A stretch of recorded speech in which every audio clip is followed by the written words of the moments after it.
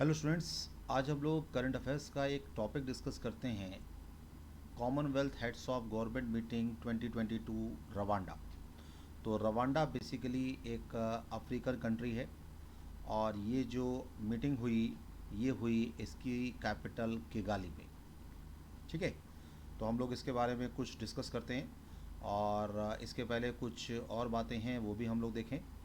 तो ये अभिषेक श्रीवास्तव सर हैं जो कि senior academic adviser Unacademy, ex director UPSC civil services academy और civil services exam, 7 years plus teaching experience है इनके पास और history culture answer writing strategy के ये मास्टर हैं। तो ये इनका टेलीग्राम चैनल है ट्रू एस्पिरेंट्स और ट्रू एस्पिरेंट्स का ये व्हाट्सएप नंबर है और मैं चाहूँगा कि आप सभी लोग इस पर ज्वाइन करें और व्हाट्सएप और टेलीग्राम के माध्यम से आप कनेक्ट हों। ठीक है, सो हम लोग अपने टॉपिक पर आते हैं। टॉपिक है आज अपना Commonwealth adopts living lands charter. तो ये टॉपिक हाल ही में क्यों डिस्कशन में रहा।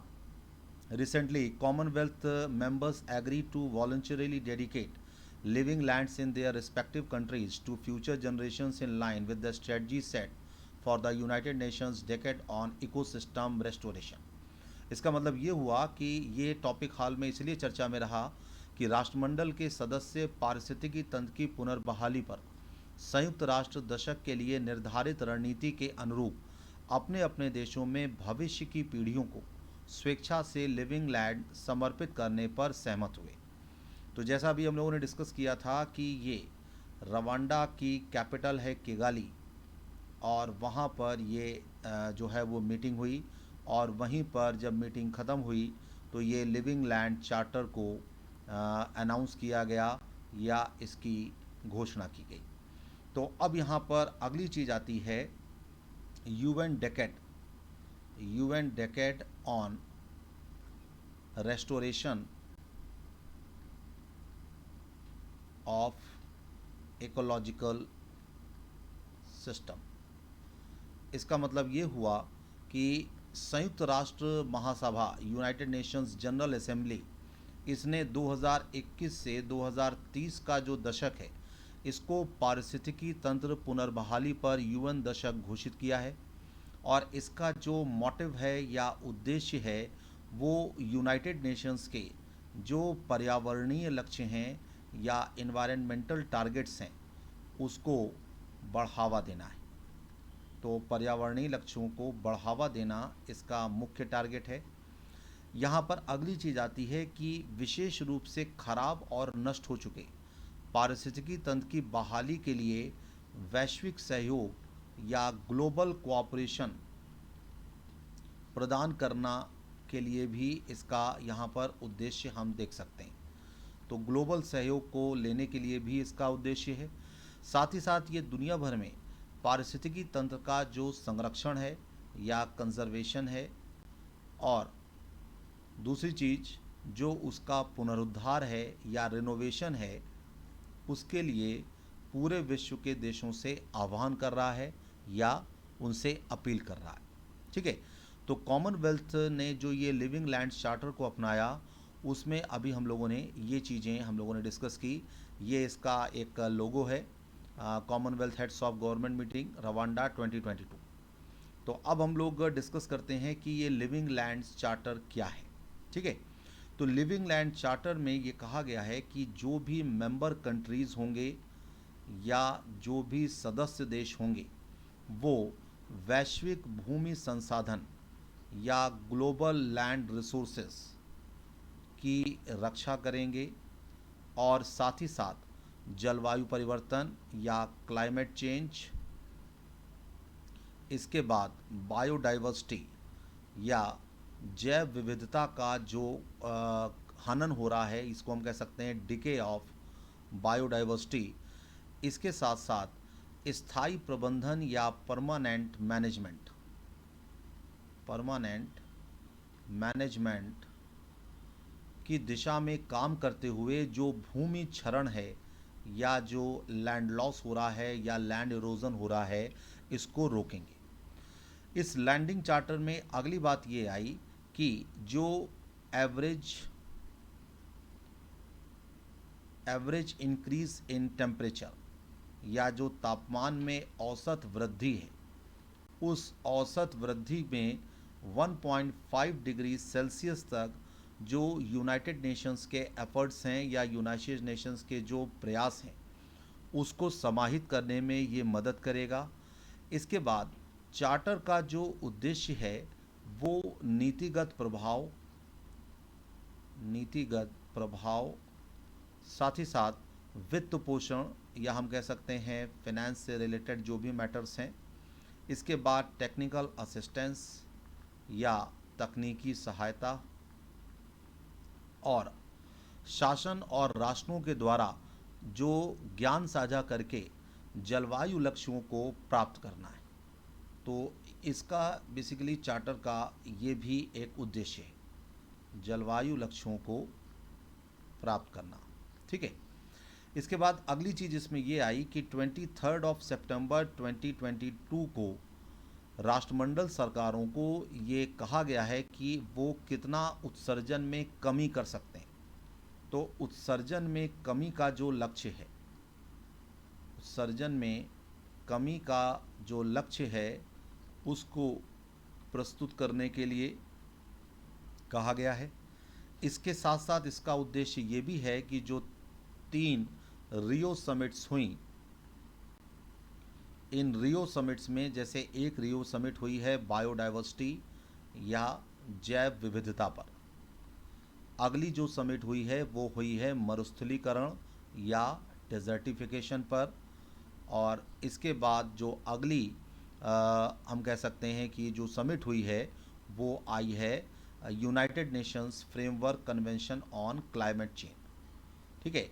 तो UNFCCC ये इसके तहत जो उसकी प्रतिबद्धताएं हैं या कमिटमेंट हैं उनको प्रभावी ढंग से पूरा करना। तो प्रतिबद्धताओं को प्रभावी ढंग से पूरा करना या उसके लिए समर्थन देना, इसके 3 मुख्य उद्देश्य हैं। ठीक है। अब यहाँ पे अगली चीज़ आती है कि Commonwealth heads of government meeting 22 के हेड की पॉइंट्स क्या हैं। तो ये जो बेसिकली मीटिंग होती है ये द्विवार्षिक का मतलब 2 साल में एक बार होने वाली। ठीक है।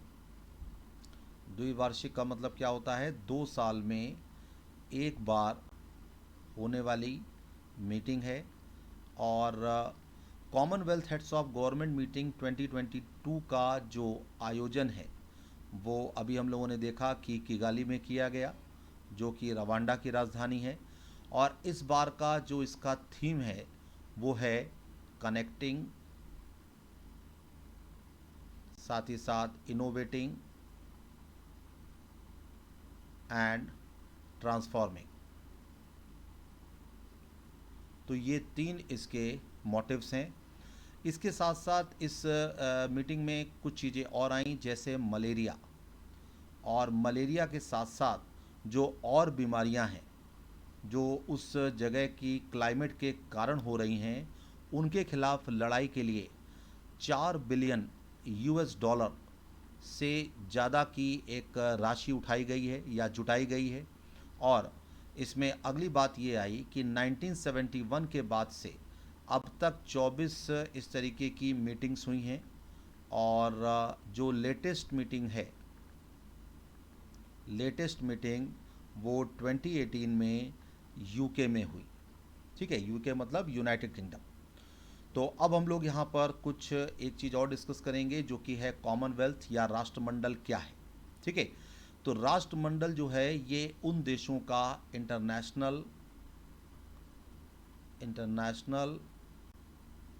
गवर्नमेंट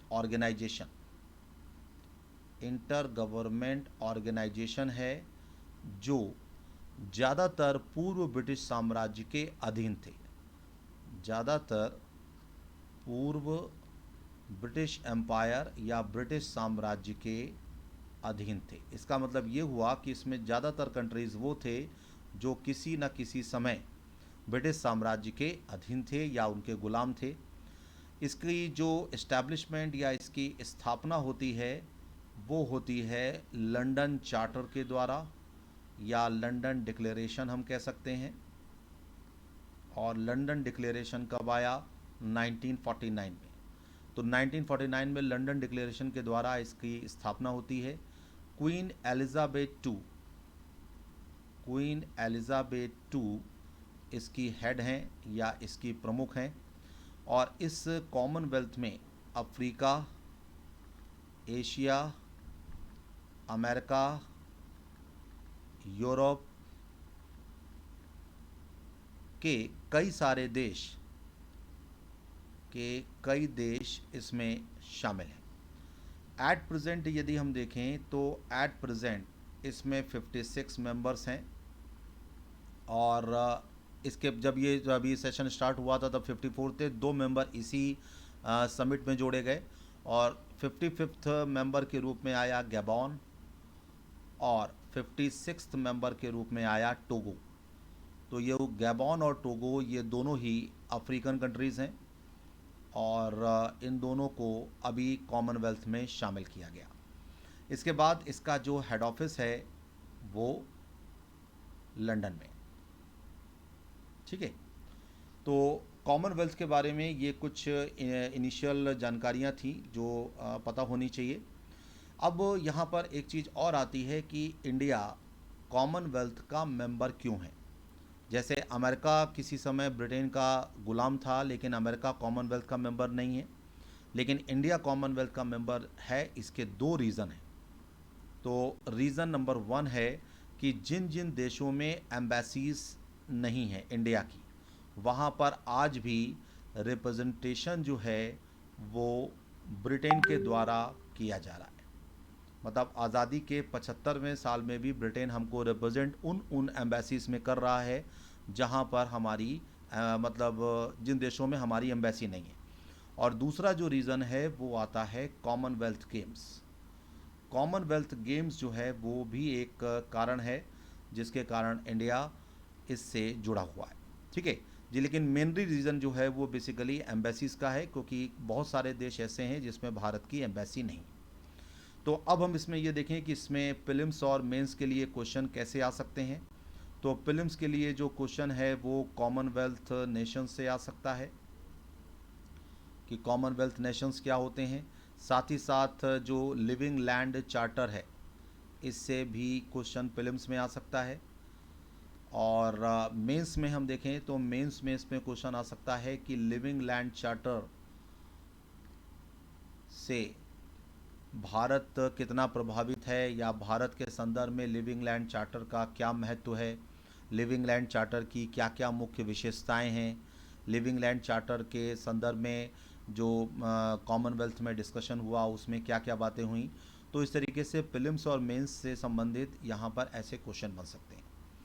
तो थैंक यू वेरी मच। और मैं चाहूँगा कि आप इस चैनल को सब्सक्राइब करें, लाइक करें, शेयर करें और बेल आइकन पर प्रेस करें। और हम लोग नेक्स्ट टॉपिक में मिलते हैं फिर। Thank you very much.